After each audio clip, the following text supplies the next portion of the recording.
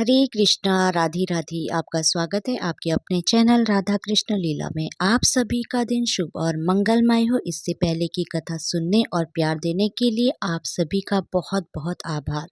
आज आप सुनेंगे बैसाख मास महात्म्य का छठा अध्याय। श्रुतदेव बोले, मेष राशि में सूर्य के स्थित रहने पर जो बैसाख मास में प्रातः काल स्नान करता है और भगवान विष्णु की पूजा करके इस कथा को सुनता है, वह सब पापों से मुक्त होकर भगवान विष्णु के परम धाम को प्राप्त होता है। इस विषय में एक प्राचीन इतिहास कहते हैं, जो सब पापों का नाशक, पवित्र, कारक, धर्म अनुकूल, वंदनीय और पुरातन है। गोदावरी के तट पर सुब्रह्मण्येश्वर क्षेत्र में महर्षि दुर्वासा के दो शिष्य रहते थे, जो परमहंस, ब्रह्मनिष्ठ, उपनिषद विद्या में परिनिष्ठ और इच्छा रहित थे। वे भिक्षा मात्र भोजन करते और पुण्य में जीवन बिताते हुए गुफा में निवास करते थे। उनमें से एक का नाम था सत्यनिष्ठ और दूसरे का तपोनिष्ठ। वे इन्हीं नामों से दोनों लोकों में विख्यात थे। सत्यनिष्ठ सदा भगवान विष्णु की कथा में तत्पर रहते थे। जब कोई श्रोता अथवा वक्ता न होता तब वे अपने नित्य कर्म किया करते थे।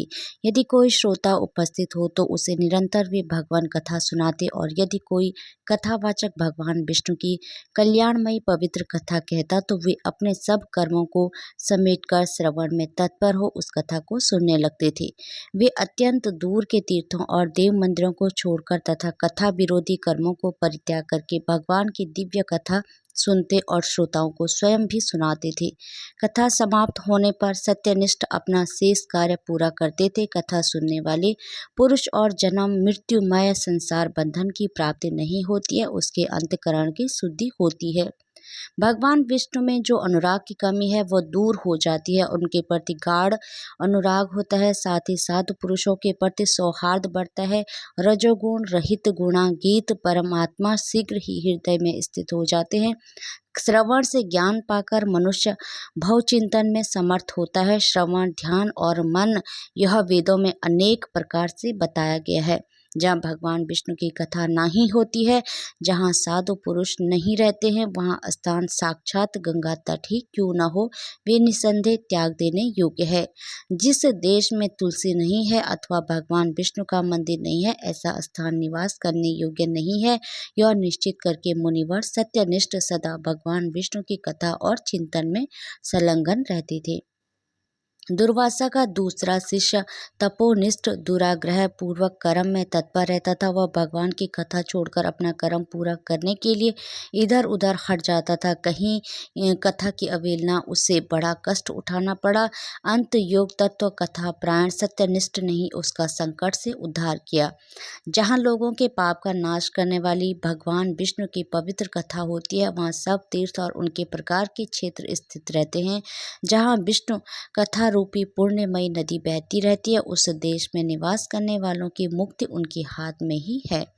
पूर्व काल में पांचाल देश में पुरुयशा नामक एक राजा थे, जो पुण्यशील बुद्धिमान राजा भूरियशा के पुत्र थे। पिता के मरने पर पुरुयशा राज्य सिंहासन पर बैठे। वे धर्म की अभिलाषा रखने वाले, स्थूलता, उदारता आदि गुणों से संपन्न और धनुर्वेद में प्रवीण थे। उन महामती नरेश ने अपने धर्म के अनुसार पृथ्वी का पालन किया। कुछ काल के पश्चात राजा का धन नष्ट हो गया। हाथी और घोड़े बड़े बड़े रोगों से पीड़ित होकर मर गए। उनके राज्य में ऐसा भारी अकाल पड़ा जो मनुष्य का अत्यंत विनाश करने वाला था। पांचाल नरेश राजा पुरुयशा को निर्बल जानकर उनके शत्रुओं ने आक्रमण किया और युद्ध में उनको जीत लिया। तदंतर पराजित हुए राजा ने अपनी पत्नी सिखणी के साथ पर्वत की कंदरा में प्रवेश किया। साथ में दासी आदि सेवक गण भी थे। इस प्रकार छिपे रहकर राजा मन ही मन विचार करने लगे कि मेरी यह क्या अवस्था हो गई है। मैं जन्म और कर्म में शुद्ध हूँ, माता और पिता के हित में तत्पर रहा हूँ, गुरु भक्त, उद्धार, ब्राह्मणों का सेवक, धर्म प्रायण, सब प्राणियों के प्रति दयालु, देव पूजक और जितेंद्रिय भी हूँ। फिर किस कर्म से मुझे यह विशेष दुख देखने को दरिद्रता प्राप्त हुई है? किस कर्म से मेरी पराजय हुई है और किस कर्म के फलस्वरूप मुझे यह वनवास मिला है? इस प्रकार चिंतन से व्याकुल होकर राजा ने खिन्न चित्त से अपने सर्व गुरु मुनि श्रेष्ठ याज उपयाज का स्मरण किया। राजा के आह्वान करने पर दोनों बुद्धिमान मुनीश्वर वहां आए। उन्होंने देखा पंचाल प्रिय नरेश सहसा उठकर खड़े हो गए। बड़ी भक्ति के साथ गुरु के चरणों में मस्तक रखकर प्रणाम किया। फिर वन में पैदा होने वाले शुभ सामग्रियों के द्वारा उन्होंने उन दोनों का पूजन किया और विनीत भाव से पूछा, विप्र, मैं गुरु चरणों में भक्ति रखने वाला हूँ, मुझे किस कर्म में यह दरिद्रता, कोष, हानि और शत्रुओं से पराजय प्राप्त हुई है? किस कारण से मेरा वनवास हुआ है? मुझे अकेले रहना पड़ा। मेरे न कोई पुत्र है, न भाई है और न हितकारी मित्र ही है। मेरे द्वारा सुरक्षित राज्य में यह बड़ा भारी अकाल कैसे पड़ गया? ये बातें विस्तार पूर्वक मुझे बताइए। राजा के इस प्रकार पूछने पर वे दोनों मुनि श्रेष्ठ कुछ देर ध्यान मग्न होकर इस प्रकार बोले, राजन, तुम पहले के 10 जन्मों तक महापापी व्याध रहे हो। तुम सब लोगों के प्रति क्रूर और हिंसा प्रायण थे। तुमने कभी लेश मात्र भी धर्म का अनुष्ठान नहीं किया। इंद्रिय संयम तथा मनोनिग्रह का तुम में सर्वदा अभाव था। तुम्हारी जीवा किसी प्रकार भगवान विष्णु के नाम नहीं लेती। तुम्हारा चित्त गोविंद के 4 चरण बिंदुओं का चिंतन नहीं करता था और तुमने कभी मस्तक नवाकर परमात्मा को प्रणाम नहीं किया। इस प्रकार दुरात्मा व्याध का जीवन व्यतीत करते हुए तुम्हारे 9 जन्म पूरे हो गए। 10वां जन्म प्राप्त होने पर तुम सहा पर्वत पर पुनः व्याध हुए। वहां सब लोगों के प्रति क्रूरता करना ही तुम्हारा स्वभाव था।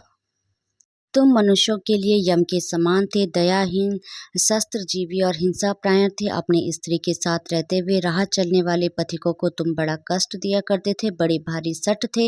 इस प्रकार अपने हित को न जानते हुए तुमने बहुत वर्ष व्यतीत किए। जिनके छोटे छोटे बच्चे हैं, ऐसे मृग और पक्षियों के वध करने के कारण तुम दयाहीन दुर्बुद्धि को इस जन्म में कोई पुत्र नहीं प्राप्त हुआ। तुमने सबके साथ विश्वासघात किया, इसलिए तुम्हारे कोई सहोदर भाई नहीं हुआ। मार्ग में सबको पीड़ा देते रहे, इसलिए इस जन्म में तुम मित्र रहित हो।